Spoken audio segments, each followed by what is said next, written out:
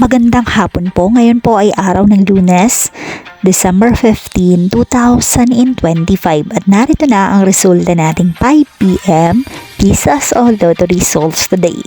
At para po sa draw natin ngayon ay ang 3D Lotto at ang 2D Lotto. At para po sa Lotto More updates, pa-subscribe na lang din po ako sa aking channel at pahit na din ng notification bell.